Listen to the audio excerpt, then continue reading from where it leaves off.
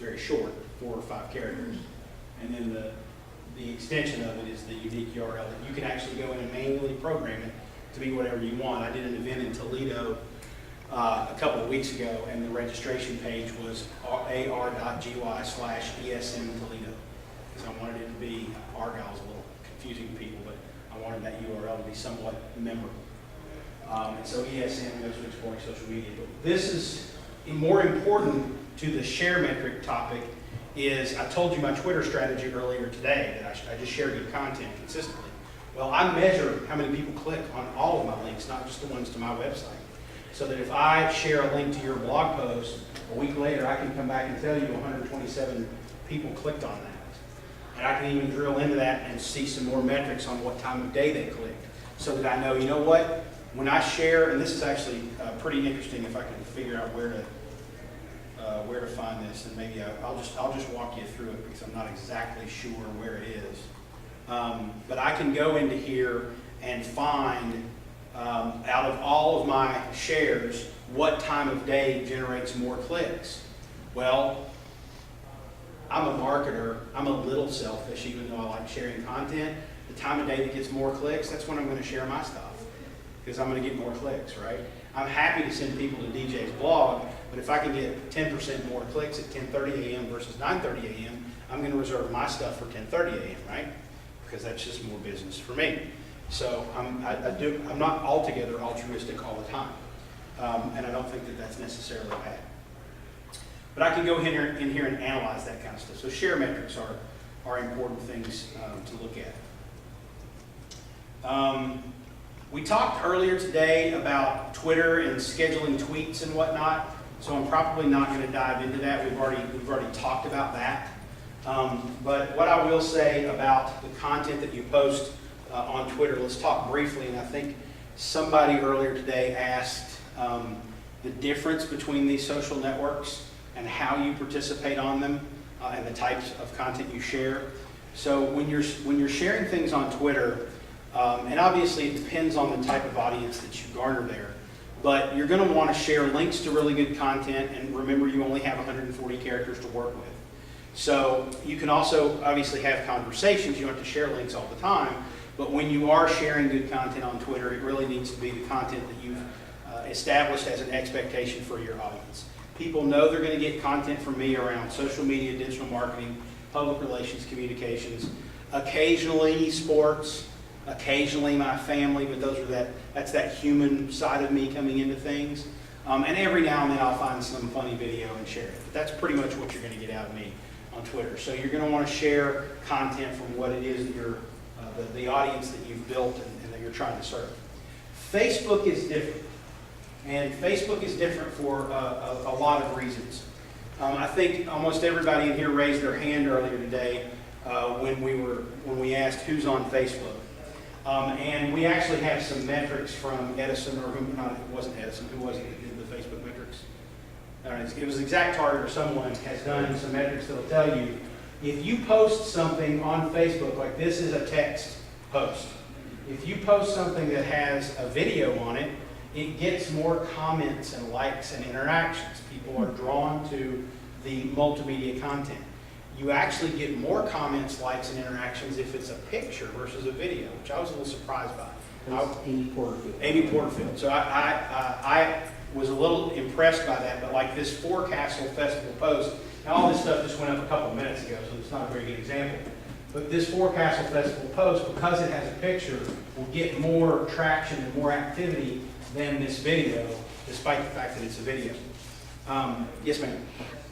I have heard, and I've not done this on my blog post, but I guess we can do comments on the blog post that actually come and are placed over on Facebook. Yes. I've been told that it's better to do comments on, do you want to speak to that a little bit? Well, sure. There's a couple different things you can do, and I probably need to give you a different example because we use a client's example because I don't automatically import my blog posts to my Facebook page anymore, but one of my clients does. And this is my client here is sharing links to good content that they find on their Facebook page. So it's kind of like they do on Twitter, or like we would do on Twitter, but they blow it up a little bit and they'll ask questions. They've got more characters to work with here. So they share good content there. But they'll also, it's been a couple days since they've had a blog post up there. Here it is.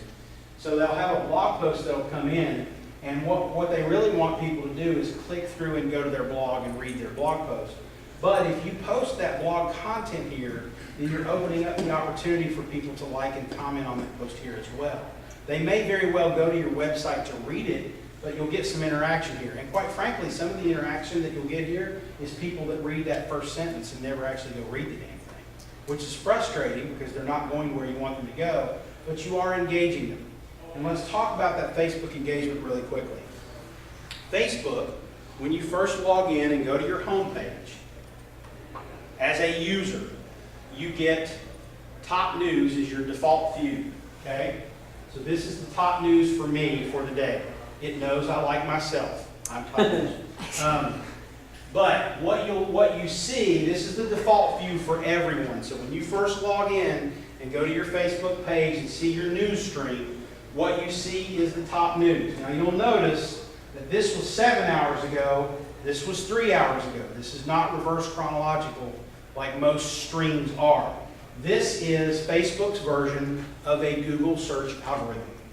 What Facebook does is it says, based on who you're connected to on Facebook, what companies you like, what groups you're involved with, what people you're connected to, so your social graph, okay, and the content that they're providing, and also based on the frequency with which you communicate with those people.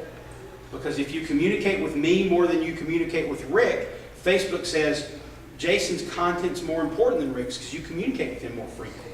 So they take all these different factors into account and they rank the reverse chronology stuff, which you can find under most recent. They rank it based on the number of people who have commented, the number of people who have liked, the frequency with which you communicate with that person, or that you comment on that brand page. So this is kind of like a Google algorithm. They call figuring out how to place well here is now even has a term. It's called stream marketing. So, but by the way, you can notice real quick, as he said, the post that's on top, it's got the video, it's got 13 comments, it's got 4 likes. Okay? And this is more recent, but it only has 1 like. Exactly, and no comments. Right, no comments. I interact with this. This is a nonprofit that I work with, and I interact with their brand on Facebook quite a bit, so it ranks it a little higher. So I want to be clear about this too, so everybody understands this. So the more interaction that you get with every post that you talk about on LinkedIn, on Facebook, is more likely to show up in everyone's stream who's liked you on Facebook. Remember earlier, 90+% who like you never come back to your page again. So you want people interacting. You want them liking that content. You want them commenting on that content. That's why questions are so good. So the reason I posted this video this morning, and I asked people, I was thinking a lot about newspapers and journalism and whatnot. I asked people a question in the video, and I generated likes and comments. So, and this was on my brand page, not my personal page. So now, of the 5,000 or so people who like Social Media Explorer, this is probably more likely now to show up when they log into Facebook today because it's got action. So, using that logic, think about this. It's going to be really easy, in most of your cases, for you to get your Facebook messaging in front of more people by organizing a group of folks who will immediately go like and comment your posts on Facebook. And literally, you can do it with 5, 10, 15 people. You don't need an army. Obviously, the bigger you get, or the more followers you have, the more people you might be able to take advantage of. But if you get 4 or 5 comments and 4 or 5 likes in the first hour or so, that post that you put up there, that your employees maybe even went and did all the liking and commenting, it's going to elevate up the stream, the news stream of the people who like you on Facebook. So if you had done that this morning, and I liked your show, your brand, your association, maybe you would be right here. Maybe you would have moved this down because that post that I'm connected to in my social graph has more action. Does anyone here look at their Facebook report? Anybody? Nobody. What Facebook report? Facebook gives you a report. If you've got a brand page, gives you a report once a week. that tells you how many people like your page, how many of those people were active in that week. And again, most pages you'll see a whole bunch of likes, but nobody active. All right, so this is the insights. This is, if you log into your Facebook page and you're looking at it over on this side, you'll have an insights link, and that's basically your Google Analytics for your Facebook page. And so this tells you daily active users, so people who actually see or view your content. Weekly active users, these are total counts, monthly, so on and so forth. Interactions, though, gets into how many people actually like and comment. And so you can look at that and how it trends over time. And so I posted that video today, so that's right here. I did a pretty good job this week of putting content out there.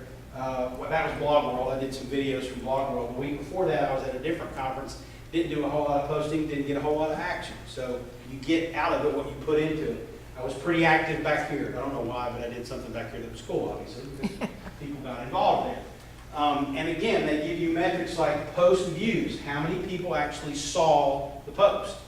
78,000 people in a month is pretty darn good, considering the fact that by default, if you don't have a lot of activity on your posts, they're not going to show up for most of the people who like your brand. So real quick, you see at the top there where it says lifetime likes, so 5,300 people who like him, 4,200 people were active in that period of time. And that is a very high percentage of people who've liked his page are active on the page.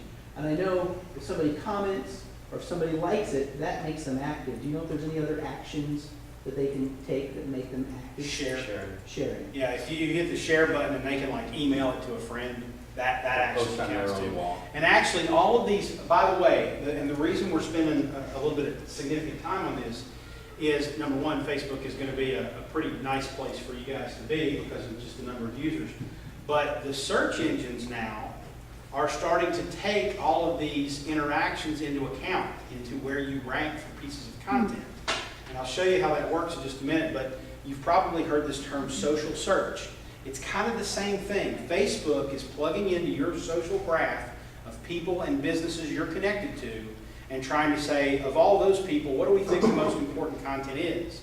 Well, conversely, the search engines are plugging into that type of data as well and saying, okay, this person just typed in the keyword oncology, okay? So let's look at all of the pages on the internet that have something to do with oncology. Let's rank them and let's present those results.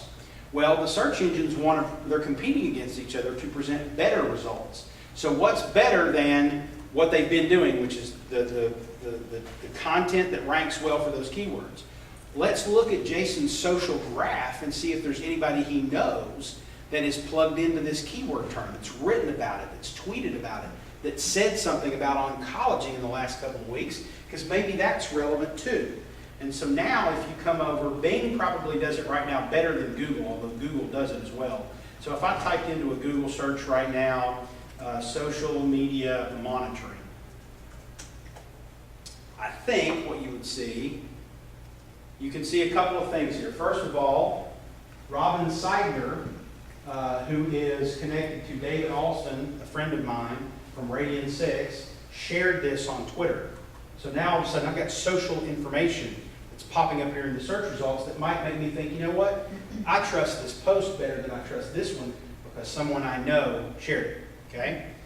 And I believe, it's not showing up on this particular search, depending upon what you're searching for, at the bottom of Google search results pages, you'll actually see